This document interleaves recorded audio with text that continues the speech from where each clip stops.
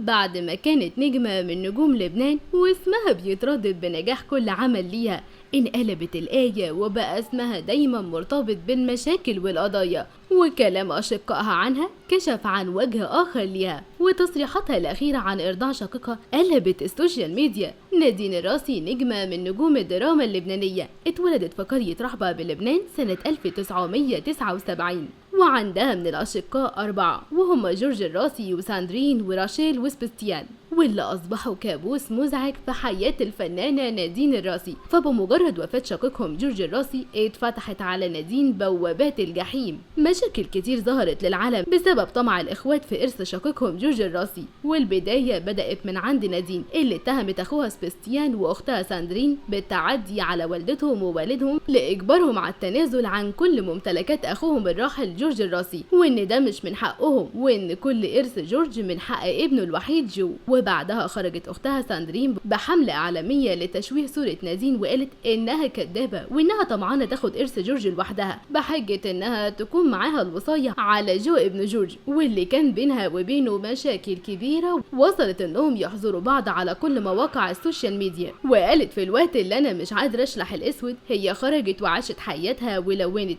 ولا كأن أخوها لسه متوفي. والموضوع موقفش على كده في خلاف نادين مع أشقائها، بل تمادى أخوها الأصغر سبستيان بالتعدي عليها بالضرب أثناء زيارة والدتها في إحدى المستشفيات. وكان رد نادين في وسط ذهول الجميع: هو بتمد إيدك عليا؟ وعلى الفور تم نقلها لقسم الطوارئ للعلاج. أما عن رد ساندرين بعد اللي حصل، هو إن ده خلاف عائلي ومحدش ليه يتدخل، وعيب يتم نشر الخبر في الإعلام. ومن أسابيع ظهرت نادين في إحدى البرامج التلفزيونية وقالت: ممكن أسامح سبستيان عن ضربه ليا، لكن مستحيل أرجع أتعامل معاه تاني. صدمتي فيه كبيرة، ده كان الأقرب ليا مش مجرد أخ، ده طفلي رضعته مع ابني 9 شهور بعد ما والدتي قررت تفطمه بدري. خدته ورضعته مع ابني علشان يكون سندي، لكن للأسف حصل العكس.